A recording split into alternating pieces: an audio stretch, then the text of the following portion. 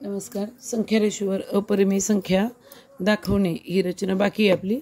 आणि संख्या रेषेवर अपरिमेय संख्या दाखवताना पायथागोरसच्या सिद्धांताचा वापर करतोय आपण. कर्ण, पाया आणि उंची यांचा विचार करून एखादी संख्या संख्या रेषेवर म्हणजे डिजिटल लाईनवर कशी दाखवायची यासाठी मी इथं एक वर तक्ता आखून ठेवलाय पहा बोर्डवर. 5 संख्या आपण संख्या रेषेवर दाखवणार आहोत आणि त्यातली पहिली सुरुवात मी केली आहे वर्गमुळात 2 न. म्हणजे वर्गमुळात 2 संख्या रेषेवर दाखवताना मी पाय 1 उंची 1 कर्ण वर्गमुळात 2 असं लिहिले. तर आता 1 जर उंची पाया घेतला तर खूपच लहान होईल, मोजता यायचं नाही. म्हणून इथं ध्यानात ठेवायचं 1 एकक म्हणजे आपण प्रमाण घेतोय. 1 एकक म्हणजे जवळजवळ 5 सेंटीमीटर. 1 एकक म्हणजे 5 सेंटीमीटर घेतोय कुठं पहिल्यासाठी. तुम्हाला जर आता इथं जर तुम्ही घेतलं 1 एकक बरोबर 5 सेंटीमीटर 15 सेंटीमीटरचा पाया होईल. इथं नाही घ्यायचं, इथं बदलायचं नाही प्रमाण. पण 1 सेंटीमीटर म्हणजे खूपच लहान होईल, रचना जड जाईल. त्यामुळं पहिल्या रचनांसाठी पहिल्या 3 रचनांसाठी मी 1 एकक म्हणजे 5 सेंटीमीटर घेतले. तर वर्गमुळात 2 कशा संख्या रेषेवर दाखवायचे पहा. मी अंतर किती घेतले मोजून नीट लक्ष द्या. मी 5 सेंटीमीटर, 4 सेंटीमीटर, 3 सेंटीमीटर, कमी घ्या थोडंसं, तुम्हाला वहीवर जास्त वाटत असेल तर आपण 3 सेंटीमीटर घेऊया म्हणजे तुमची रचना व्यवस्थित येईल.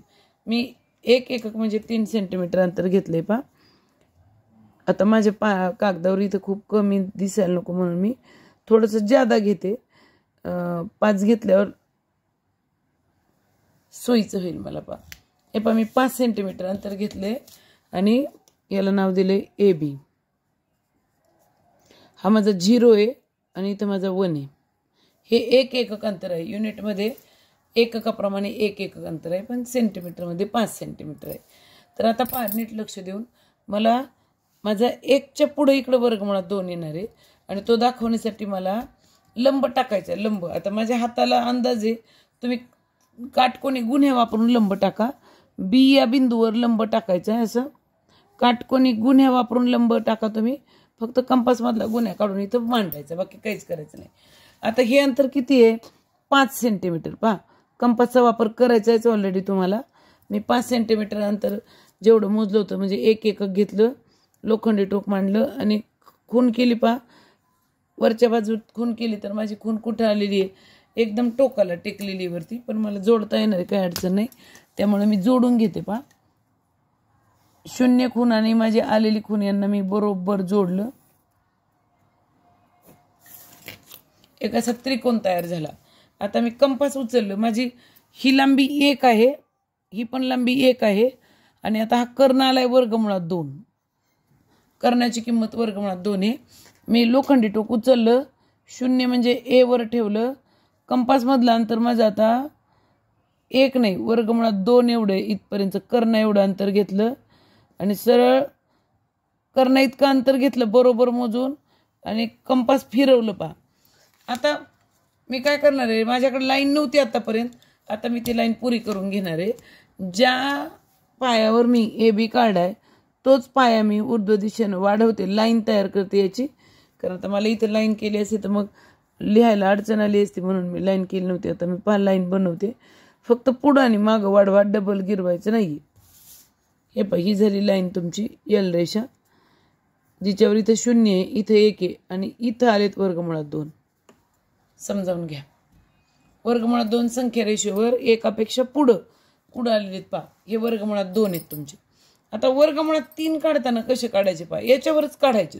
वर्गमुळात 3 काढताना आधी ही रचना पुरीच करावी लागते, त्याशिवाय वर्गमुळात 3 काढता येत नाही, कारण यांचा पाया वर्गमुळात 2 आहे. आता मला वर्गमुळात 2 सापडले ना, मी पुन्हा काटकोनी गुन्ह्याचा वापर करणार. वर्गमुळात 2ला लंब टाकणार, बरोबर वर्गमुळात 2 वर लंब टाकणार. परत एकदा आता उंची मला 2च घ्यायची. किती घ्यायची उंची माझी? 1 एकक म्हणजे अगदी याच्या एवढी घ्यायची. याच्या समांतर रेषेत उंची जेवढी याची उंची तेवढीच येईल. पहा 1 एकक उंची घ्यायची मला. आता मी बरोबर मोजून घेतली ती उंची आणि लोखंडी टोक याच्यावर मांडून पुन्हा एकदा कंस केला. उंची माझी 1 एकक आहे. उंची झाली 1. इथं पण उंची 1 होती, इथं पाया 1 होता, उंची 1 होती. इथं आता पाया झाला वर्गमुळात 2, उंची झाली 1. मी पट्टीच्या साह्यानं जोडलं या खुणेपासून जोडते पहा शून्याला. माझा कर्ण आलेला आहे वर्गमुळात 3. हा माझा कर्ण वर्गमुळात 3चा आहे. आता मी कंपास उचललं, लोखंडी टोक ठेवलं, शून्य म्हणजे ए वर अंतर घेतलं वर्गमुळात 3 इतकं, म्हणजे शून्यापासून ते या कर्ण एवढं अंतर घेतलं आणि कंस फिरवला बरोबर. तर आता पहा दुसऱ्यांदा एकदा कंस छेदन कंस आला इथं आणि इथे माझे वर्गमुळात 3. समजावून घ्यायचा प्रयत्न करा. वर्गमुळात 2 आणि